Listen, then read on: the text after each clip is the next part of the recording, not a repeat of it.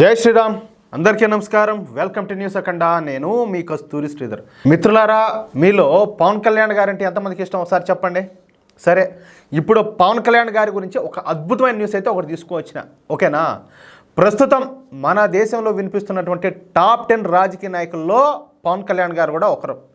నిజాయితీగా రాజకీయాలు చేస్తా సనాతన ధర్మం కోసం నిలబడుతుండడమే ఆయనలో ఉన్నటువంటి గొప్పతనం. అందుకే పవన్ కళ్యాణ్ గారి పేరు దేశవ్యాప్తంగా మారు మోగిపోతుంది. అయితే ప్రస్తుతం పవన్ కళ్యాణ్ గారు ఎన్డీఏ కూటమిలో ఉన్నారు, ఇకపై ఉంటారు కూడా. ఏమంటారా?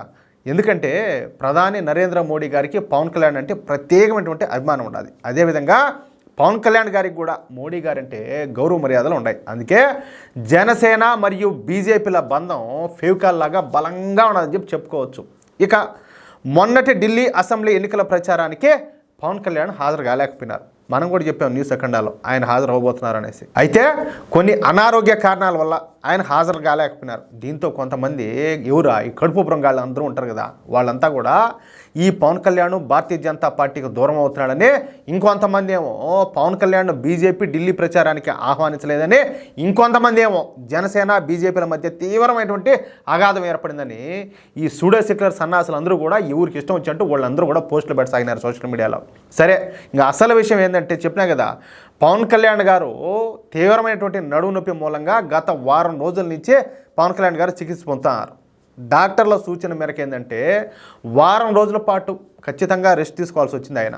ఏమంటారా? సరే, ఇంకా అసలు విషయానికి వచ్చాం. మనం ఇందాకనే చెప్పుకున్నాం, మన దేశంలో ప్రముఖంగా వినబడుతున్నటువంటి పేర్లలో ఏది టాప్ 10 పేర్లలో పవన్ కళ్యాణ్ గారి పేరు కూడా ఒకటి ఉన్నది అని చెప్పేసి. ఇక మన దక్షిణ భారతదేశం విషయానికి వస్తే, మన దక్షిణ భారతదేశంలో పవన్ కళ్యాణ్కు విపరీతమైన క్రేజ్ ఉండాలి. అవునా కాదా?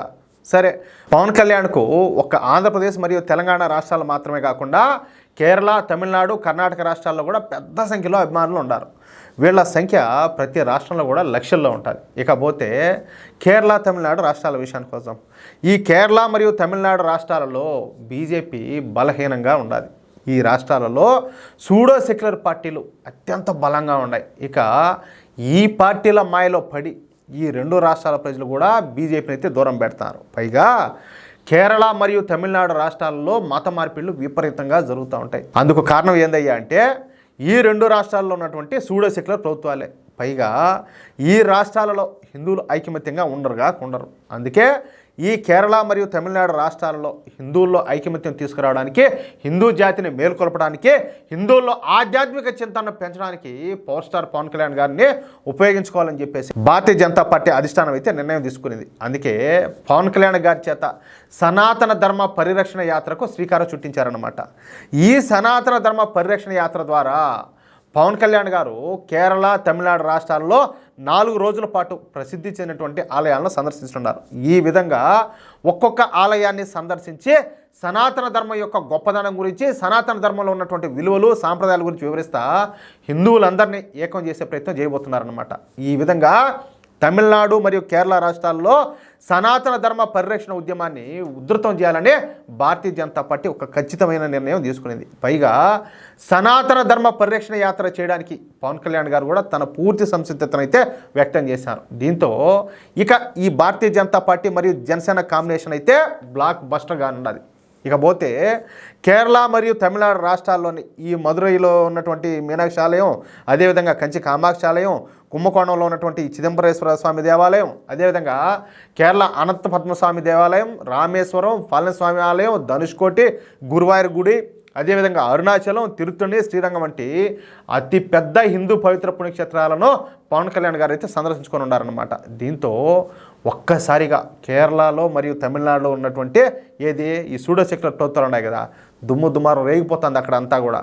పవన్ కళ్యాణ్ తమ రాష్ట్రాల్లో సనాతన ధర్మ పరిరక్షణ యాత్ర చేసినట్టయితే తమ పార్టీల మనుగడ ప్రశ్నార్థకం అవుతుందని, హిందువుల్లో చైతన్యం వస్తే హిందువులు ఏకమయ్యే అవకాశం ఉందని చెప్పేసి తమిళనాడులో ఉన్నటువంటి ద్రవిడ పార్టీలు, అదేవిధంగా కేరళలో ఉన్నటువంటి సూడో సెక్యులర్ పార్టీలు భయపడి వస్తున్నాయంట.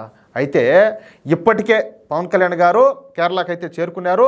ఆల్రెడీ కొచ్చిన విమానాశ్రయంలో ల్యాండ్ అయిపోయి కొచ్చి సమీపంలోని అగస్త్య మహర్షి ఆలయాన్ని ఆయన ప్రథమంగా సందర్శించుకున్నారు. అది ఆ మ్యాటరా. మొత్తానికైతే ఈ తమిళనాడు, కేరళ ఈ రాష్ట్రాల్లో ఈయన యాత్రలు ఏంటంటే రాజకీయ ప్రకంపనలు పుట్టించేటట్టున్నాయి. మామూలుగా అయితే లేదు మ్యాటర్. ఏమంటారా మిత్రులారా? ఈ న్యూస్ కనుక మీకు నచ్చినట్లయితే ఖచ్చితంగా ఈ న్యూస్ నలుగురికి షేర్ చేయండి. అదేవిధంగా ప్రతి ఒక్కరు కూడా మీ యొక్క అమూల్యమైన అభిప్రాయాన్ని కామెంట్ చేయండి. ఇంకో మాట, ఇంతవరకు మీరు కనుక మన ఛానల్ సబ్స్క్రైబ్ చేసుకున్నట్టయితే ప్రతి ఒక్కరూ మన ఛానల్ సబ్స్క్రైబ్ చేసుకోండి. ప్లీజ్ సపోర్ట్ చేయండి. జై శ్రీరామ్.